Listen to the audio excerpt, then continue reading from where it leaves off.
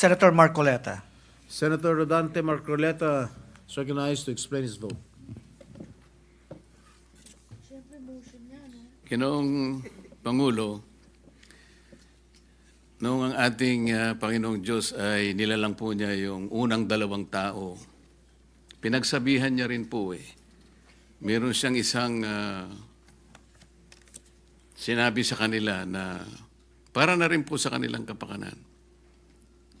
Ang sabi po niya, kayong dalawa, lahat ng nakikita ninyo na bunga ng halamanan sa inyong paligid at lahat ng mga hayop na nakikita nyo na gumagala riyan, pwede ninyong kainin para sa inyo lahat yan.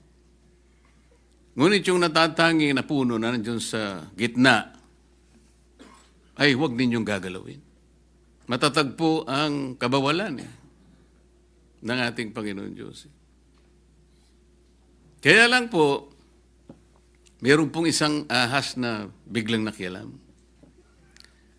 Sabi niya dun sa babae, sinabi ba ikaw ng Panginoon Diyos na pagka kumain kayo dyan sa bunga nung nasa gitna na yun, ay kayo mamamatay? Oo, sabi ng babae. Ay, hindi totoo yun. Ang totoo niyan, pagka kumain kayo dyan, mas lalo kayong tatalino. Ito naman si babae, Mr. President, nakinig. At nung makinig siya, pinuntahan pa niya yung asawa niya. Yun po yung kauna-unahang under-desire po, Mr. President. Napakain din po yung asawa. Ano po ang ibig ko sabihin? Bakit ko po nilalahad ang pangyayaring ito? Meron na pong kapasyahan Ang dami pong gustong sumausaw. Ang dami pong gustong magsabi ng kaibayong pananaw at paniniwala doon sa kapasyahan na iginagalang nating lahat. Ang ibig ko po sanang sabihin, magpakaingat-ingat naman tayo kung sino-sino na lang ang nagpapayo sa atin. Kung mapapansin po ninyo ang karamihan ng nagpapayo na yan, may pagkakatulad po silang lahat Una, lahat po sila hindi nila binasa ng kumpleto yung rules of procedures ng impeachment proceedings sa House of Representatives. Sapagkat kung binasa po nila yon, malamang hindi po ganun ang kanilang ibinubulong. Pangalawa, lahat po nung yun ay puro paborito po ng mainstream media. Sila na lang po yung tinatanong Pangatlo, lahat po ng yun, walang pagmamahal sa mga Duterte. Ngayon, kung yung kalipunan po ng mga tao na yun, ng karamihan po sila, sa kanila ay nagsasabi, sila po yung mga legal luminaries. Tingin ko po sa kanila, yung iba ay legal mercenaries, Sir President. With all due respect to the word. Kaya po kung minsan, imbes na po malinawan ang marami po nating kababayan, nagkakaroon po ng pag-aalinlangan. Yung iba po ay naililigaw, nalilinlang sapagkat iba't iba.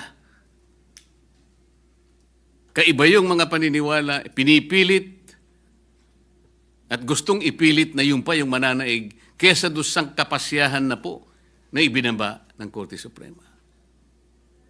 Kung sa bagay nga po, sa una ko pong paghalimbawa, Panginoon Diyos na nga po yun Kinontra pa ng ahas